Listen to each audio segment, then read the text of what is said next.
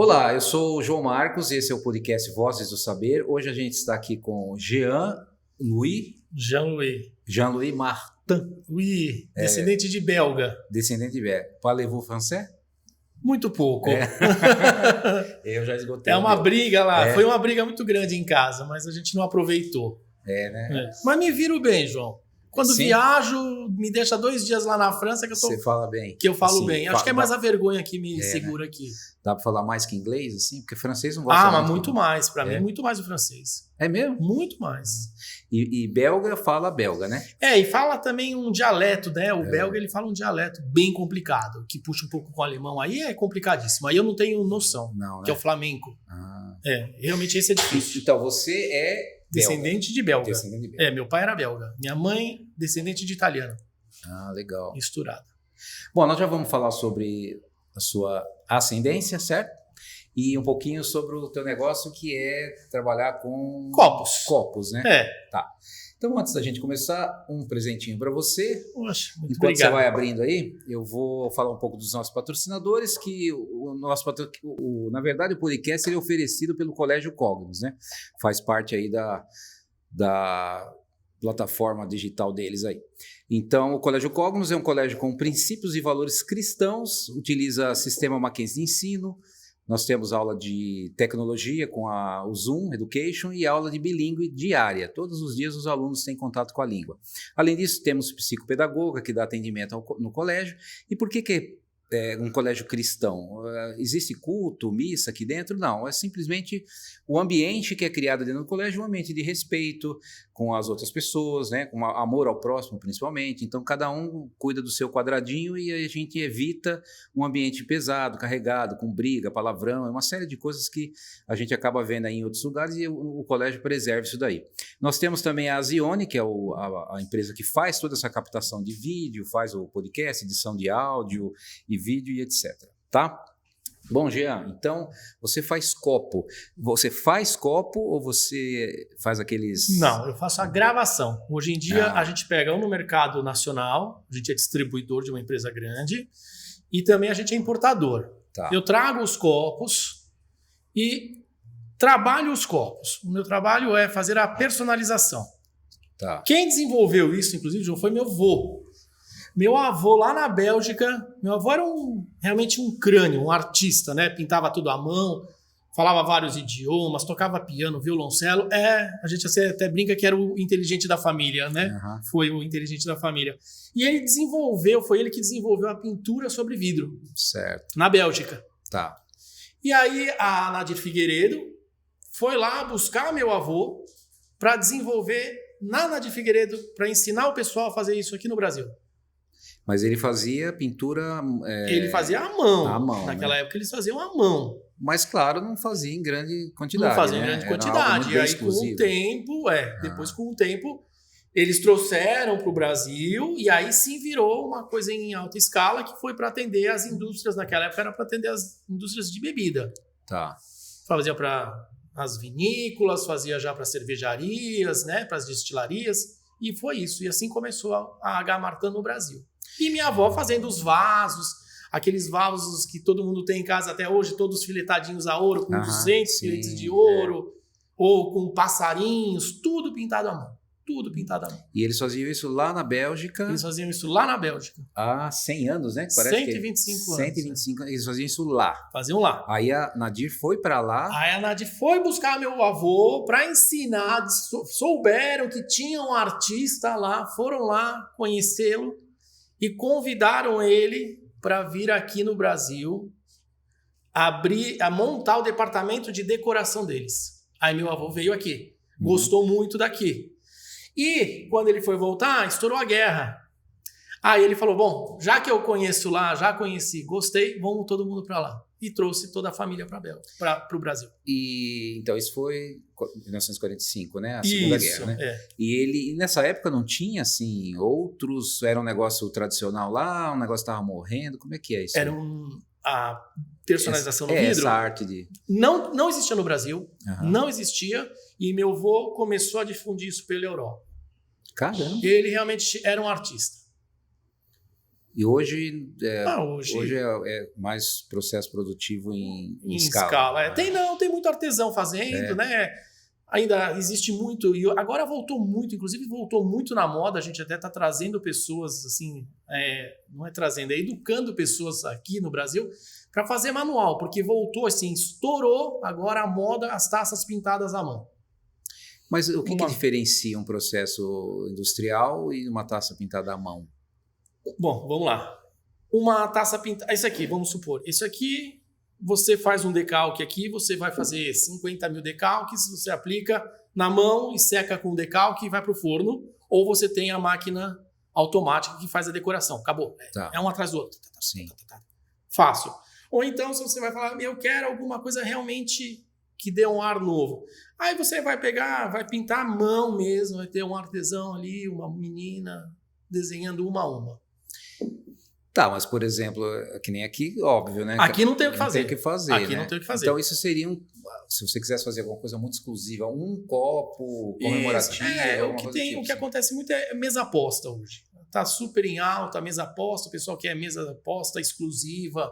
Esses dias teve uma senhora que nos procurou que ela ia fazer um jantar azul na casa dela. Uhum. Então ela precisava que tudo fosse com acabamento azul.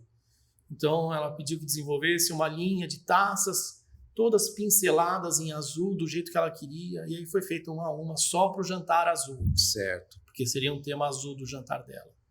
E essa pintura que é feita, ela dura? Dura, né? Dura. É uma tinta especial? São tintas especiais, são tintas vitrificáveis, né? Elas vão ao forno, 600 graus, 580, depende do copo, depende se é porcelana, um pouco mais. Mas são tintas especiais para isso. Caramba. Hoje em dia existem tintas aí de baixa temperatura, mas elas não têm a mesma resistência.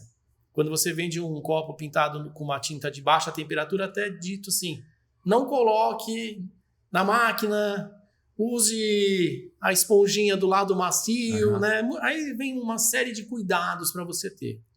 E você faz hoje o processo manual e o processo industrial? A gente faz os dois. Faz os dois, né? A gente atende grandes quantidades para grandes cervejarias, e atendo pequenas empresas, até monograma a gente faz, que está muito na moda também, para um casal, as iniciais. Sim, isso aí já legal. É um produto bem exclusivo e a gente tem atendido esse mercado também.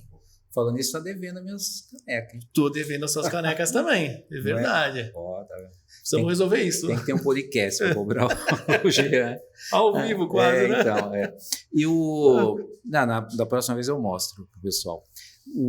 Você não faz copo, né? Que o pessoal mete com vídeo, sopra aquele. Não, nunca fizemos. Não. Você nem tem expertise nisso aí? Nenhum. Só pega o negócio pronto e... Pegamos pronto. Tá. No mercado nacional, a gente compra de grandes empresas e muita coisa vem de fora hoje em dia. E hoje em dia, inclusive, João, assim, a produção de vidro de copo no Brasil, ela é assim, eu acredito que talvez ainda sobre uma empresa assim que ainda sopre o copo, porque acabou. As leis trabalhistas acabaram com esse mercado, porque o soprador ele estava exposto ao chumbo, a um monte de problemas, e com a entrada, fora a mão de obra, que é impossível você achar mão de obra hoje em dia, e com a entrada da China e da Europa, assim, não tem como, você pega copo lá que vai chegar aqui para você por 50 centavos de dólar, de uma, assim, altíssima qualidade, e você vai comprar um aqui, hoje, feito no Brasil, um soprado, né? Assim, a gente está falando soprado, ia custar 10, 15 reais. Entendi. Tem aí as grandes empresas que ainda fazem os copos no Brasil, mas são maquinados. Os soprados não existem, os manuais não existem. O processo de fazer copo soprado e com a máquina, o princípio é o mesmo. O princípio, né? é o mesmo. Só que um vai lá no bastãozinho, puxar e soprava. E essas máquinas, outro dia eu visitei uma grande empresa aqui no Brasil, é uma coisa deslumbrante de ver. Assim, é mais rápido que você... Ele enche ele cospe o copo numa velocidade que você... É inacreditável. Mesmo processo, com ar. Com ar. Com ar, né? Ele pega a bolinha do vidro, puxa e vai passando na esteira. É fantástico. E você acha que esse processo industrial, ele consegue comparar com esse processo artesanal, assim, ou é besteira ficar achando, era legal o tempo que fazia soprando, um negócio mais história, artesanal. né? O artesanal é legal. Agora, a qualidade das das máquinas, né? Não são impressoras, as máquinas hoje em dia que fazem. Eu visitei lá na Alemanha há pouco tempo uma empresa que ela também faz na máquina. Eu nunca vi. Você pega cristal puro. Puro. Eu nunca tinha visto uma qualidade como aquela feita em máquina. Realmente chocante. Né? Muito bacana. As máquinas estão com uma tecnologia incrível. Antigamente tinha lá, né, no sul, tinham 2 cristalerias grandes no sul que também fecharam por conta dos processos trabalhistas, porque não tem como competir com essas máquinas. A gente ainda tem, né? Você acho que vai em Gramado, Canela, tem umas que fazem não copo, né? Faz sim, aquelas coisas. Faz os bichinhos, jeito, né? Aquelas coisas. Mas é bem artesanato, né? É bem diferenciado de você fazer um copo em escala, né? Pô, esse negócio de lei trabalhista e tudo, isso aí é um negócio meio chato, né? Complicado. É bom por um lado, né? Que você pega uns vídeos aí lá do Oriente Médio, lá da Índia, da Ásia, lá, o pessoal fazendo os negócios na terra, sem EPI, sem nada. Tudo bem, é um exagero aquilo lá, né? Sim. Mas também você engessa muito, né? Quando você começa com um monte de lei, benefícios. Você tem que colocar a máquina no lugar. Na verdade, o benefício, às vezes, tira o emprego para dar lugar a uma máquina que não...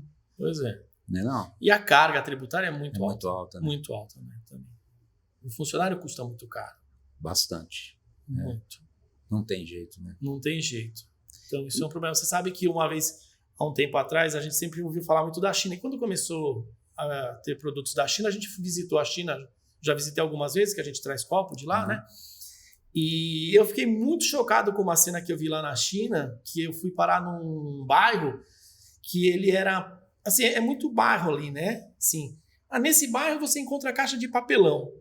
Nesse bairro você encontra fábrica de óculos. Nesse bairro, assim, aí são ruelas entupidas. Eu não visitei mais esses bairros, eu não sei se continuam assim. Eu estou falando isso a primeira vez que eu visitei uma área que era fabril ali, tá? Dizem que mudou muito. As últimas 2 vezes que eu fui, eu fiquei apenas nas feiras, eu não visitei mais essas áreas. Dizem que não existem mais, eu não sei. Mas a vez que eu vi, João, eu choquei com uma coisa que eu vi lá. Era uma fábrica de caixa de papelão. Ela atendia grandes marcas. Perfumaria que a gente vê aí vendendo perfumes de $300, $400. Eu vi a caixinha ali, metalizada, maravilhosa. Eu falei, mas vocês vendem? Sim, grande cliente. Foi o que ela me respondeu. Feita numa salinha desse tamanho. Como o espaço era muito reduzido, o estoque fica na rua. Estoque de papelão. Com lona preta em cima. E para não roubar, eles deixam um carinha dormindo em cima das pilhas de papelão. Nossa. Então, assim, esse aqui é o estoque do João.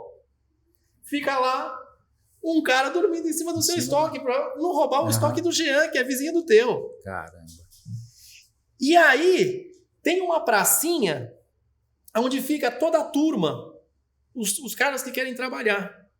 Aí, então, eu falo assim, putz, hoje tem trabalho, vamos lá. Pegava um rapaz que trabalha comigo, vai lá na pracinha e traz mais 2. Fala que a gente vai pagar o almoço pros caras. Nossa.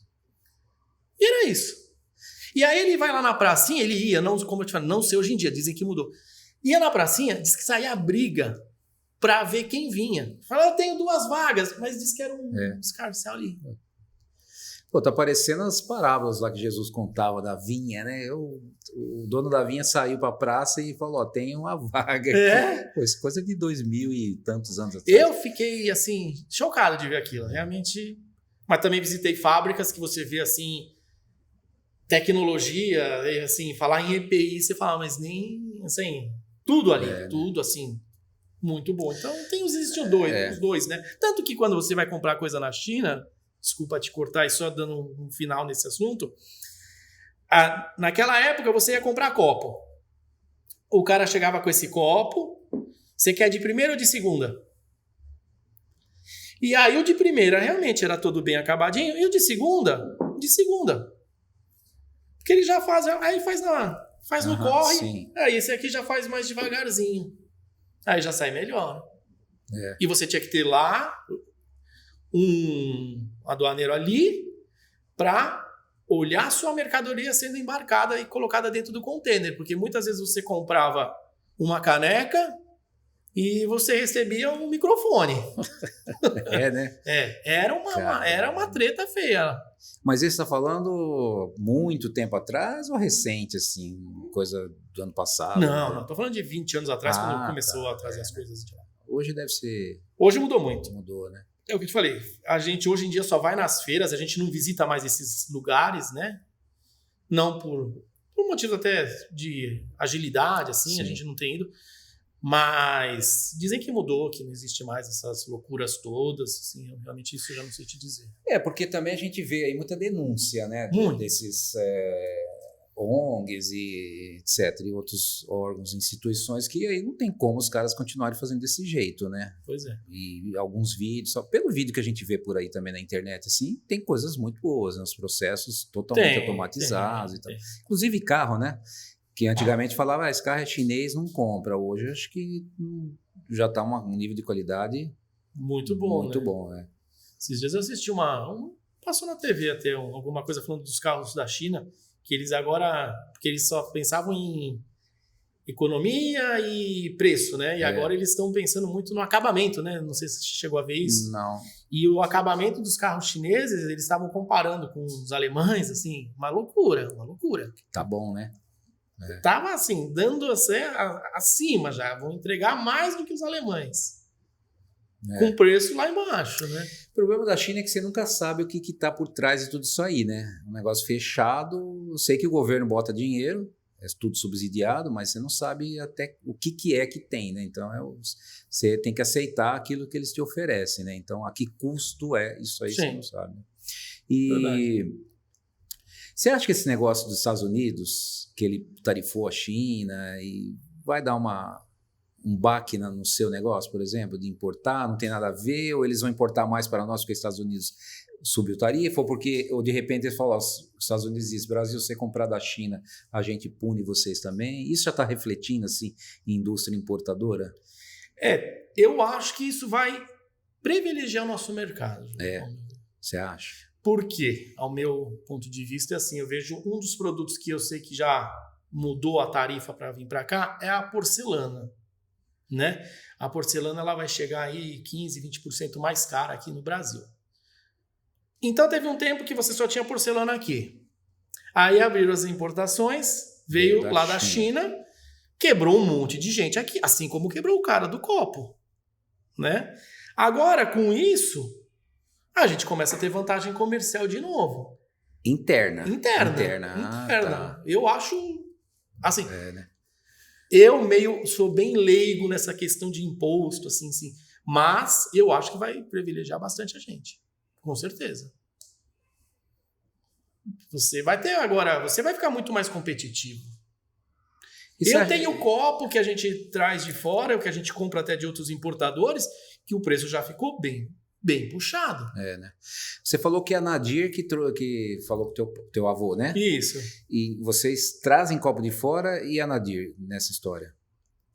A Nadir é muito inteligente, vamos dizer, né? Ela entrou com ela está sempre movimentando com o governo para entrar com um anti-dumping nos copos, com imposto isso, imposto aquilo. Então, e aí a Nadir ela consegue que o governo aumente o imposto do copo para ela ficar mais competitiva. E aí ela vai lá, o que ela faz? Aumentou o importado, ela solta uma tabela nova porque ela tem mais margem agora para ganhar aqui no Brasil. Então, é complicado. Quem que são os fabricantes de copos aqui? Nadir, eu conheço desde da infância, isso, né? Os copinhos americanos lá. Isso. Quem mais? Forte, a gente só tem a Nadir Figueiredo. É mesmo? Só. Tinha um outro fabricante. Tinha grande. a Cisper. Cisper, do Rio, né? Foi comprada por um outro grupo que fizeram muita confusão e hoje em dia eles fizeram tanta confusão que uma parte da Cisper foi parar para a Nadir. A Nadir é ali na Zona Leste, não é? Na Zona Leste, agora ela abriu uma nova área também. Caramba, um fabricante de copo basicamente no Brasil inteiro. Exatamente. Domina total. Né? Domina total. E assim, não tem o que fazer. Ou você compra dele ou você compra do importado. É isso. Aí ele vai lá e manda aumentar o imposto do importado. Aí o importado aumenta, ele aumenta o preço dele. Quer dizer, você fica... E na realidade ele tem um produto muito ruim, e que todo mundo é obrigado a comprar. Quando você vai comparar lá de fora uma fábrica, um copo, uma taça de cerveja com o preço que é a dele, a qualidade é essa. O que para o consumidor que está bebendo lá cerveja ou vinho, o que diferencia o copo? Se é importado, se é de má qualidade? Qual que é a sensação de quem está bebendo? Como é que ele sabe, poxa, esse copo aqui, olha o jeito de pegar, o vinho sai mais fácil? Eu acho que assim, para o consumidor, não faz diferença. Eu acho que não. Né? Tem quando você começa a subir o nível, aí sim, né? Uma taça de vinho de cristal, quando você começa a pegar realmente...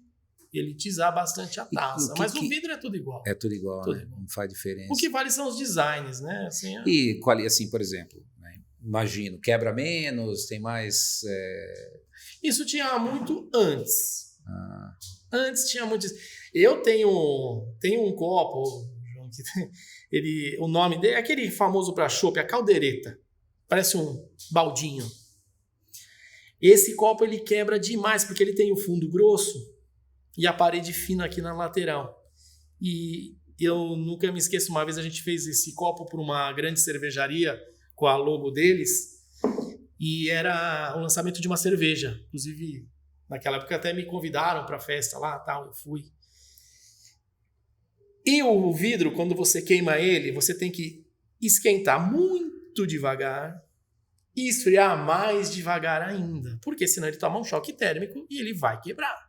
Vai. Bom, só que isso aí, os caras lembraram que ia ter essa festa e que eles precisavam os copos personalizados pro brinde hoje à noite. Me ligaram lá 10 horas da manhã. Não, você precisa me arrumar uma dúzia de copos já. Eu falei, mas não tem como, não. Uma dúzia de copos tem que estar aqui em Jundiaí às 5 da tarde. Eu falei, vocês são loucos, né? Mas tudo bem, vamos lá. Fizemos e aceleramos o forno para queimar. Bom, não deu outra. Visivelmente você não via a trinca, mas ela ocorreu. Então tava lá os presidentes, não sei o quê, uma dúzia de copos na mão, tudo assim. Hora do brinde. Caiu os fundos. 2 fundos caíram. Putz. Mas desceu todo o chopp lá num dos diretores geral da fábrica. E aí? Só olhei, né? Falei, não, ainda bem que eu não fabrico copo, né? Eu só fiz a decoração, né?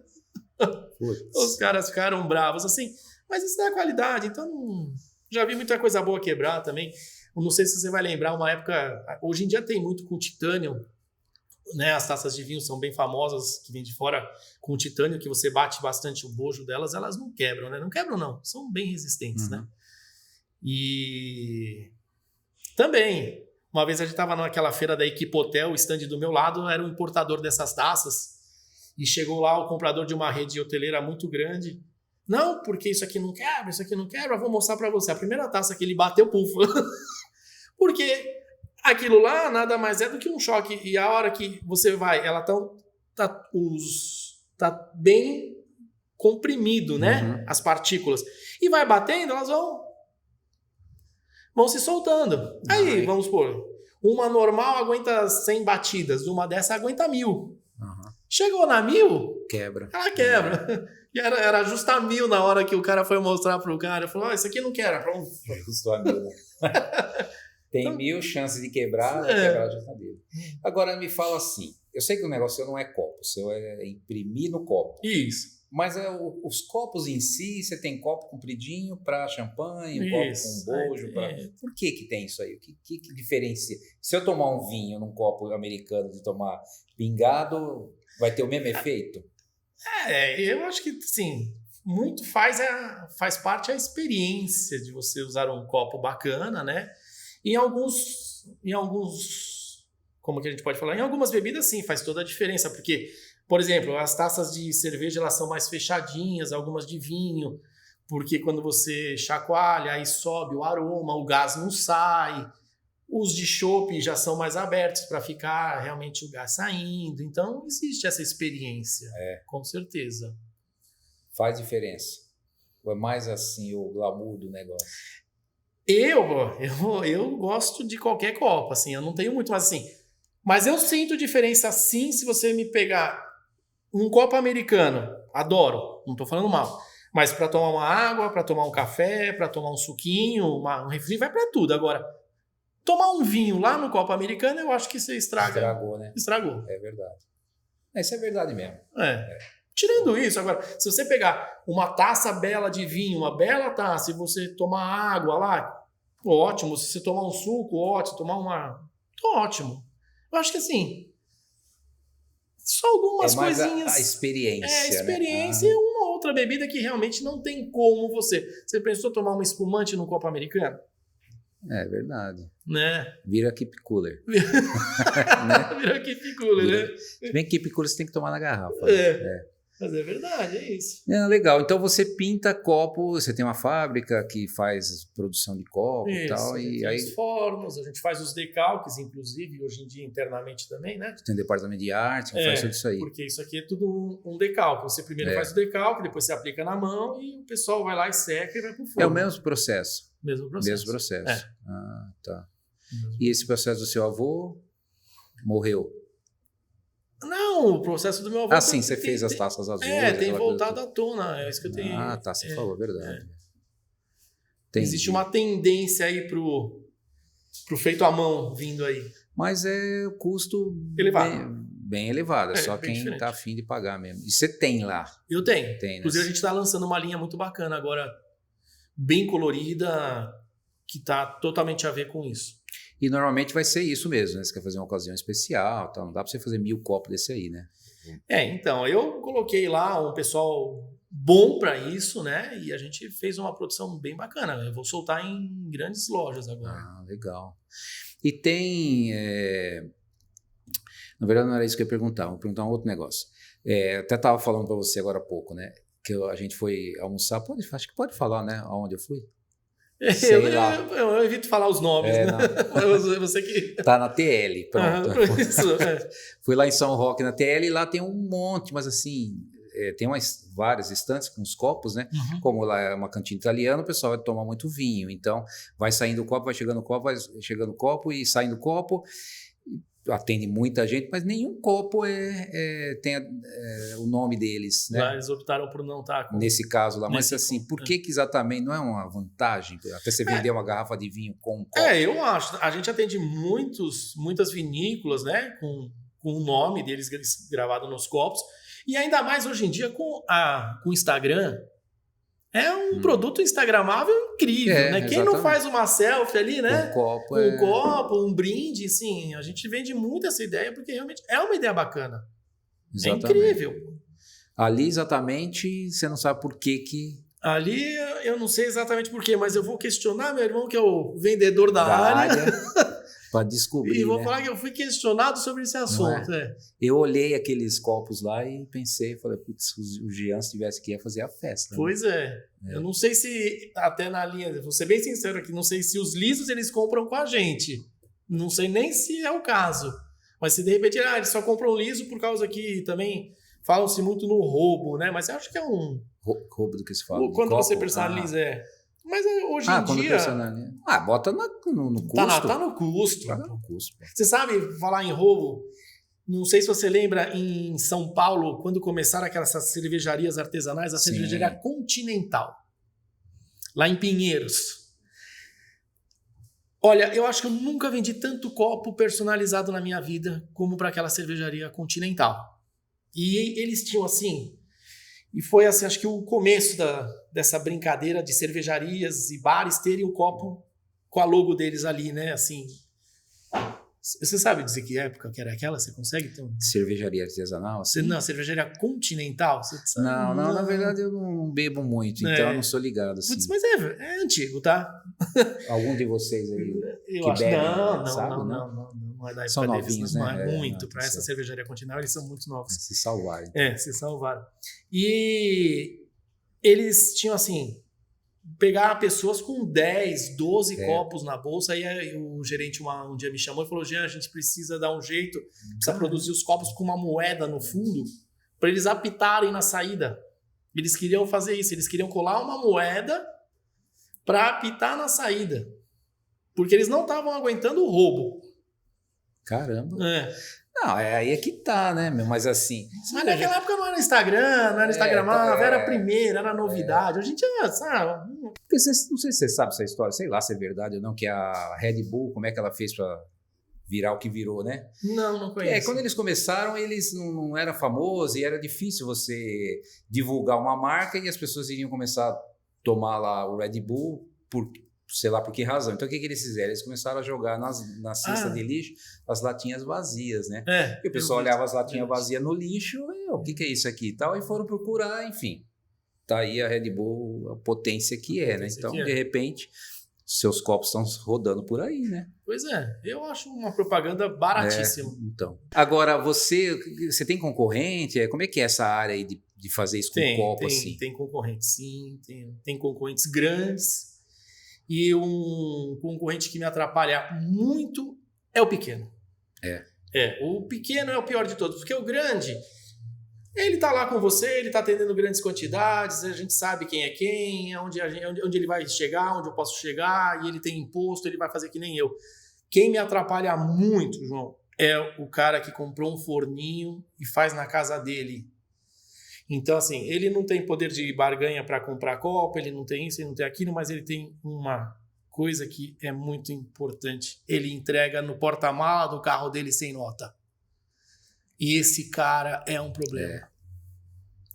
Porque aí vai lá o dono da choperia aqui, putz, só preciso de 40 copinhos. Eu não consigo atender ele com 40 copos. O outro lá, meu concorrente, não quer atender ele com 40 copos também. E vai lá no supermercado, compra 40 copos, faz 40 decalquezinhos na casa dele, põe no forninho dele, entrega e recebe na hora, não emitiu nota, não fez nada. Só que aonde que esse cara atrapalha? Na hora do preço. Porque aí ele vai no maiorzinho que quer 200, ele fala, pô, R$2, aí eu tô pedindo 3. E para explicar para o cara que o processo de queima dele não é o profissional, vai sair mais fácil, o decalque dele, ele não usou a tinta que tem que ser usada, ele fez tudo na gambiarra, mas ele quebrou você ali. Sim. E é 40 aqui, 40 aqui, 40 aqui, 40 aqui, ele vai minando o seu negócio. É mesmo? Atrapalha. Mas não mina, né? Porque você é um grande exatamente, cliente. Ele não mina, talvez a palavra errada, mas assim, ele te atrapalha quando você vai vender, assim, eu vou a partir de 120. A gente pega pequenas quantidades, porque o mercado mudou muito, então assim, eu vou vender 120 para o cara. Esse cara, ele não consegue vender às vezes 120, ou ele vai demorar, ou ele vai entregar ruim, ou ele vai entregar sem nota. E nisso ele já me atrapalhou. Porque só de carga tributária lá eu ponho IPI, ST, ICM, pô, quanto você põe num produto? Exatamente. E no seu caso, não tem como sair. Não tem como. E, bom, você falou, né, que de repente a queima é mais não tão boa, sai e tudo mais, né? Mas tá bom, atendeu o cliente. E te atrapalhou no negócio. Agora, além dos pequenos, também tem grandes concorrentes. É uma indústria de serviço, enfim, ferrenha ou é um negócio mais tranquilo? É ferrenho. É ferrenho o negócio. Principalmente quando a gente vai entrar nos grandes mesmo. Quando você vai para as grandes cervejarias, que são os grandes consumidores de copo, né? Algumas grandes vinícolas. Eu não estou falando aqui das pequenas, eu não estou falando de choperias, eu estou falando dos grandes. Esses são aqueles que têm os copos, que vendem e vai junto com os vinhos e tal. Isso, aqueles kits, são volumes grandes, volumes de 200, 300, 400 mil peças. E é onde realmente aí a guerra aperta ali, porque é um contra o outro.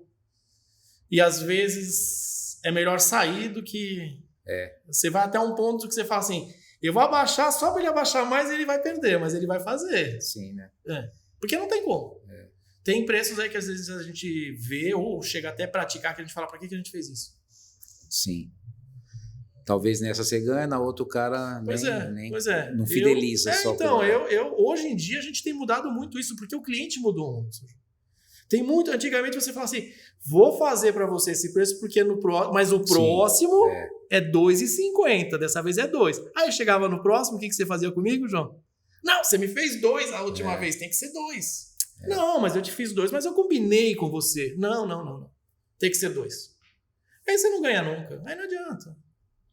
Então, eu ouço muito um termo chamado informação distribuída e descentralizada, né? Hoje, você tem informação na palma da mão, você pesquisa, você vai na internet, pega informação de tudo quanto é lugar, de todas as formas. É mais complicado, né? Você alcança mais, mas tem esse problema, que antes você ficava lá numa região, ninguém conhecia o resto, para acessar um outro era difícil. Ou era o representante que passava e vendia. Exatamente, então. Né? Aí quando o representante passava, o cara de lá, ele comprava tudo que aquele representante tinha, porque ele não sabia quando outro ia passar. Era o cara da pastinha, que eu chamo até hoje, né? O vendedor raiz, né? Que eu falo que eu sou um vendedor raiz, que é pastinha na mão e umbigo no balcão. Porque a gente faz isso, pô. Eu vou. Você visita hoje em dia, o cara só quer falar no WhatsApp. Hoje não tem mais isso aí, né? Não tem. Não tem, né? Mas tem, porque, assim, eu viajo bastante no interior de São Paulo, eu vendo bastante, eu gosto de vender. Eu gosto.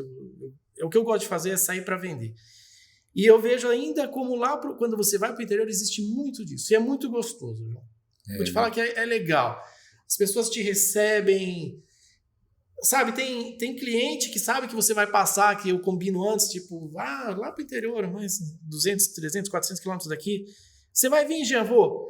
Que dia que você vem? Vou quarta-feira depois do almoço, eu passo aí. Quarta-feira depois do almoço, na hora que você chegar lá, tem um bolo para você. Fiz um café. E aí você comenta, nossa, esse teu bolo de goiaba é incrível. Daqui 3 meses, quando você voltar, fiz aquele bolo de goiaba que você tanto gosta. Isso para mim, isso é incrível. Eu valorizo muito isso. Eu sou uma pessoa que eu gosto disso. Então, a gente vive aqui na cidade, nessa bolha megalóptica, né? E acha que o mundo inteiro é assim. Mas fora dessa bolha nossa, ainda existem esses traços assim dessas raízes de interior, essas coisas, né? Existe. Bem menos, né? Mas existe. Ainda tem. Mas é incrível. Né? Aquele cara que construiu a casa dele, que embaixo do galpão da casa é o galpão da loja. Meio-dia ele vai lá, vira a plaquinha, fechado, sobe, almoça, 14 horas ele desce a escada, abre a loja dele. Tem muito disso no interior. Né? Muita lojinha. E não são essas lojas, mega lojas, e são lojas que a gente tem de tudo, é muito legal. Desde um chinelo a um fogão de R$5.000 ele tem lá dentro para vender. São lojas incríveis. Então você acha que, assim, pela sua experiência, que não é um negócio que vai... o Brasil inteiro, o mundo inteiro vai ser digital completamente. Sempre vai ter esse espaço ou isso aí...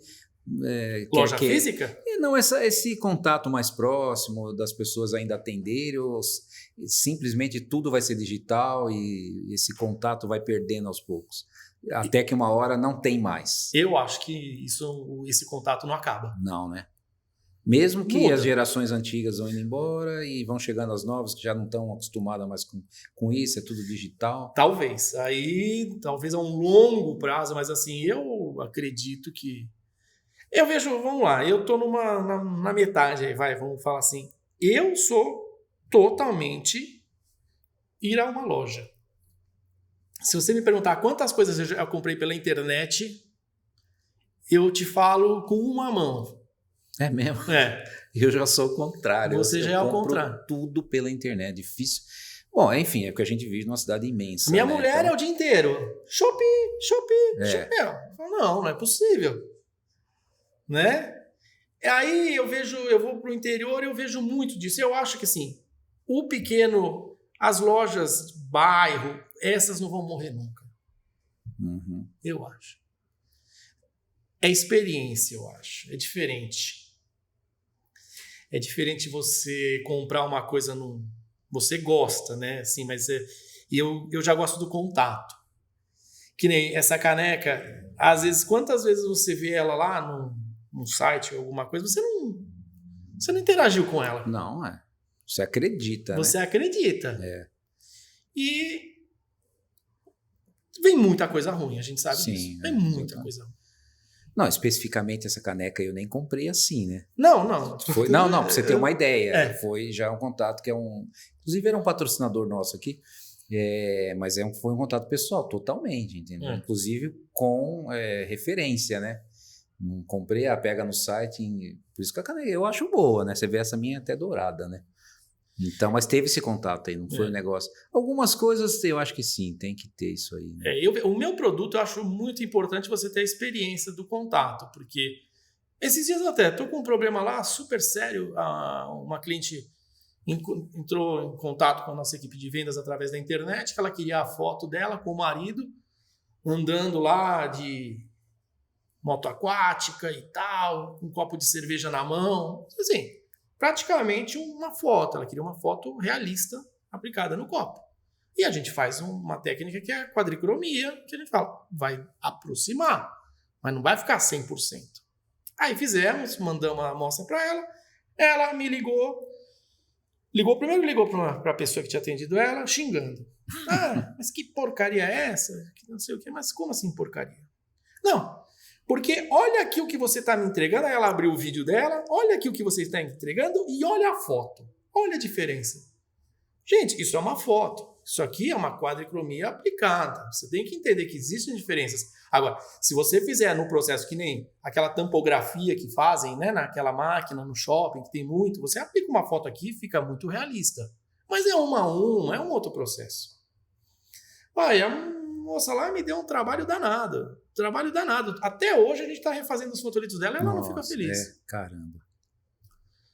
Se ela tivesse visto talvez desde o início, ou ela teria falado, eu aceito isso, ou eu não aceito isso e pronto. Mas não, para ela foi um choque à realidade. Ela mandou a foto e... Ela mandou a foto e outra, e ainda vai lá no nosso papel, lá quando a gente manda a imagem, tem lá em negrito que as cores podem variar, que os detalhes podem variar, que a gente ainda deixa tudo muito bem frisado sobre isso, porque você está trabalhando com vidro, você está trabalhando com temperatura. Esse amarelo aqui, tudo bem, esse aqui é mas vamos supor, tem cores que você faz ela, a hora que passa nos 600 graus, você não sabe o que vai sair do outro lado. Né? E aí, se é uma produção grande, então pior ainda, porque às vezes aí vai pegar a oscilação da temperatura do forno da manhã e da noite. Então, se você pega um púrpura, de manhã ele sai uma cor, à tarde ele sai outra. Mas isso aí você não faz, né? Essas coisas assim, né? Coloridas, assim, faz também. Faço também. Faço também. Não, até a primeira que fizeram saiu cor de laranja, né? Aí não ia dar certo, né? Que não é laranja, é amarela. Aí regularam e saiu esse amarelo. Mas a primeira foi laranja mesmo. A gente faz também. Justamente. Né? Eu achei que se eu fizesse copo. E como é que você saiu de copo, desse negócio de pintura manual que eu vou fazer, para uma empresa, assim, imprimir bastante? Não, isso já veio. Já veio no pacote. Meu pai porque foi meu avô, né, que começou lá. Aí veio o meu avô com mais 2 irmãs do meu pai e meu pai, né, a família. Aí os 3 ficaram sócios. Com o tempo saíram. Meu pai que ficou sozinho com a fábrica. E aí do meu pai passou para nós. Você... E mais 2 irmãos. Estão também. Pô, que legal, hein? Porque é difícil, hein? Pelo menos... No meu caso... familiar é complicado. Viu? Não, mas pelo menos você tem uma sequência, né? Sim. Porque imagina que vocês não quisessem, seu pai ia fazer o quê? Vender, ia morrer o legado, né?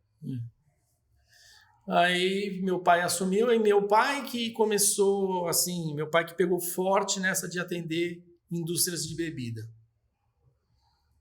E ele que... Se você tivesse começado esse negócio, teu avô, atualmente, do jeito que hoje é pulverizado, todo mundo que você falou faz no fundo de casa, você acha que... Como é que seria essa trajetória? Eu acho que hoje eu não começaria uma empresa, João. Não. Aqui no Brasil, não. Eu não confio nessa terra mais aqui. É muita bagunça. Não. É mesmo? É mesmo. De verdade. Não, realmente, é bem complicado. É mas muito complicado. Eu não começaria uma empresa. Não, beleza. Você não começaria porque você já sabe, né? Mas vamos supor que você não souber. Tá bom, vai. A gente já sabe, realmente é complicado. Também o colégio está grande, mas começar do zero eu nem sei como é que seria, porque 15 anos atrás... Você começou do zero ou é de família? É do zero. É do zero. Você que começou, a ideia é sua. Exatamente. Não tinha nada, nada na família e tudo, começamos. E começamos, deu certo. Que bom. Mas eu não sei se hoje daria, né? Justamente por uma série de... Que na época não tinha tanta regulamentação como tem hoje, né? Uhum. Então, mas se você... Ok, se eu não soubesse também disso e você não soubesse, iria ser mais difícil, né? Para você, mas eu falo mais por causa de concorrência, assim, entendeu? Belíssima pergunta, João. Belíssima. Porque assim, eu vejo assim... Aí eu acho que você entra um pouco assim, o quanto que a tradição te ajuda ou não, né? Talvez você venha nessa puxada, né? Exatamente. Eu acho que a tradição, ela pode te ajudar, como ela me atrapalhou muito. Muito já. Porque teve uma certa época que a gente estava sozinho no mercado, tradição, Agamartã, tem que ser Agamartã, encostamos na cadeira e deixamos ali, é Agamartã, cara, isso aqui vende. Uhum. Isso vende. Só que com isso vieram os concorrentes, que vêm daquele movimento sempre, que aí começaram as feiras de negócios, né, que isso não existia. E com nossos estandes sempre lotados, abarroados de gente, os concorrentes, quem não tinha nada para fazer ou quem fazia coisas similares, cresceram o olho e a gente perdeu esse time de ver que estavam vindo para cima da gente. Então, nesse ponto, eu acho que eu fui muito prejudicado, porque eu fiquei na minha, eu não dormi um pouco no ponto. Sinceramente, fiz isso. E quando eu acordei, o concorrente já estava bem estruturado. Ah, não, aí comecei a escutar. Pô, mas não. Até o dia que eu liguei pra você, e aí, João, cadê o pedido? Ah, comprei do cara. E aí? Ah, comprei do cara. Como? Ah, comprei do cara. Quando eu vi, ele pegou bons clientes, porque eu tava lá, achando que tava tudo certo. Legal, esse é o ponto, né? E muitas empresas, inclusive imensas, né? Por exemplo, lá nos Estados Unidos, a Chevrolet, que era toda poderosa, não perdeu, né? Exatamente. Era a primeira, deixaram o cachimbo cair, não deram a volta por cima, estão no páreo, mas não deram a volta por cima. Então, assim, falando de empresário para quem está querendo começar um negócio, que conselho você daria para quem está começando? Porque se a gente partir pela ideia, se a gente for olhar para trás e for falar para alguém que está querendo começar, não começa com esse negócio enrolado, você, né? Já deu um tapa na cara, né? Sim, exatamente. É difícil, não é que é difícil, fácil. É difícil. Né? Então, assim, o que você aconselharia? Talvez na mesma área sua, né? Não sei se vai te prejudicar, mas...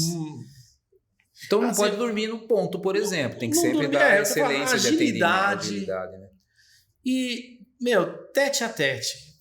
Tem que ir para a zona de guerra. Né? Esse mercado... Teve uma época assim, antigamente eu falei, todo mundo visitava, todo mundo tinha representante, todo mundo visitava e você tinha um telemarketing que ligava para os clientes o dia todo. Aí veio o WhatsApp. Parou-se de ligar. Sim, ninguém atende mais. Você entra numa sala de telemarketing, muda. Eu tenho lá no meu escritório, né? Eu falo, gente, aí com o tempo, o que aconteceu? Esses dias eu adoro participar de cursos e tal, eu participei esses dias de outros treinamentos e os caras estavam falando, gente, o WhatsApp não serve mais para venda. Quem ainda não percebeu que o WhatsApp não está vendendo, está perdendo.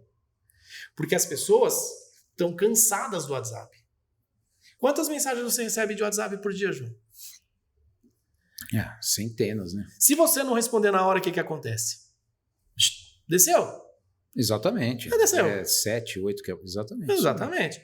Agora, você imaginou um cliente, o que não tem de representante mandando para ele? Sim. Pô, tô com copo em promoção, tô com panela em promoção, tô com Havaiana em produção. Liga. Eu tô botando uma pressão danada no meu time, tem que ligar.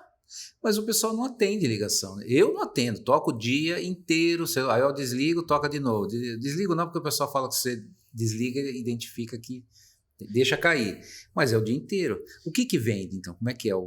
Realmente, o WhatsApp é isso aí, mesmo. Inclusive, você perde mensagem importante porque vai descendo e você nem vê. Quando você vai ver, já tem 20 dias a mensagem. Exatamente. Para mim, o que vende é o que eu falo. É pastinha na mão, umbigo no balcão. Vai visitar o cara ou vai telefonar. Qual que é a chance de você dizer não para uma pessoa que está aqui? É muito mais difícil. Muito mais difícil. Mas até falando nisso aí, eu que estou te interrompendo agora. Não tem até problema. nós nos conhecemos por causa do BNI, né? Exatamente. Que é network. Conta um pouco desse BNI aí, porque tá bem lindo o que você está falando. E realmente, eu não tinha pensado nisso, não. Por exemplo, eu fui parar no BNI, eu já tinha sido convidado há um tempo atrás por um outro grupo do BNI. O BNI exatamente funciona... O que é exatamente? Eu sei o que é, né? Mas fale. Para mim, bom, eu vou falar para mim o que é o BNI, depois eu quero saber de você também. Vamos fazer essa troca aqui, tá? Até acho que você deve saber mais de BNI do que eu. Acredito muito nisso. Algumas horas antes. Mais. Então, o meu intuito do BNI, assim, a minha visão de BNI é network. Exatamente. É network muito bom e outra, indicação. Tá, mas o network, né? Explica melhor isso aí, porque às vezes o pessoal acha network é vender aquele, como é que chama? Herbalife. Ah, tá. Ou network mesmo que diz que tem que fazer, só que ninguém sabe fazer network. Exatamente. O BNI para mim é muito legal, porque assim, vamos lá, conversa. Pô, e o João? O João tem uma escola incrível, tudo bem. Pô, aí um dia você tá lá com uma turma de amigos, os filhos. Pô, você já ouviu falar na escola do João, na Cognos? Pô, é incrível, tem esse sistema, não sei o quê. Eu tenho um bar, você já ouviu falar do Jean? Indicação. E para mim, indicação é outra coisa incrível. Eu acho que assim, a indicação, ninguém hoje em dia indica coisa ruim. Exatamente. Eu não indico. Eu vou ser bem sincero. Se indicar coisa ruim, você é cancelado. Exatamente. Você é cancelado, você vai ter dor de cabeça, porque a primeira coisa que o cara vai fazer vai te ligar. Exatamente. A primeira coisa que teu amigo vai te fazer é falar, pô, obrigado, hein, tirando um sarro. E você, quando encontrar com ele, a vida inteira ele vai te encher a paciência. Falar, por que vocês me ensinaram a me indicar aquele louco? E BNI, as referências, né, as conexões são de qualidade, né? São de qualidade. Essa que é a vantagem, né? Eu achei um negócio bem legal. Vamos chamar que é um portal? Como é que é Não, eu não também, né? Dois noobs aqui, né? Então, assim, pelo que a gente entende, né? Sim, tem um portal de indicação, mas na verdade não é bem isso, né? Aquilo é mais para controle, né? É mais a referência mesmo que a gente passa. Estou procurando alguém que faz, né? Tá sabendo de alguém que mexe com isso? Copos, então, mas sabe que exatamente. É aquele compromisso, o compromisso que a gente tem um com o outro, né? E hoje eu estava lá de manhã, estava conversando com alguns BNIs ali, já de anos, né? Uhum. Eles estavam falando que, eu não sei se eles chamam de portal ou não, aquele que a gente tem acesso, né? Que lá você tem um sistema de busca lá. Tá, mas para buscar todo mundo do BNI do mundo inteiro, não é isso? Não, mas você pode buscar inclusive por setor, eu não sabia disso. Depois eu vou até fuçar, eu achei isso aí incrível. Por exemplo, eu quero o meu negócio, eu vendo para dono de bar, eu vou colocar ali, eu vou botar ali. Busca, que nem um site de busca mesmo, Google, né? Bota ali. Eu quero dono de bar, ele vai te dar todos os isso eu não sabia, afiliados que tem bar. Pô, isso é incrível.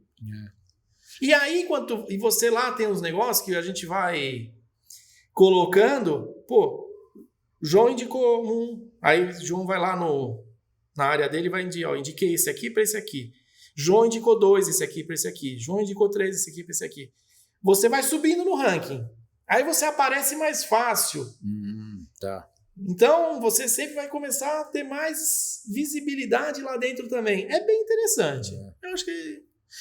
eu sou novato nisso aí também. Então, total. Você também, então, estamos no mesmo barco aí, começando, né? Mas é um negócio bacana esse Vamos BNI. lá, eu acho que isso vai dar certo. Com certeza, né? Quantos são? 40 anos, né? 40 anos. Não sei quantos mil afiliados. É bem incrível, né?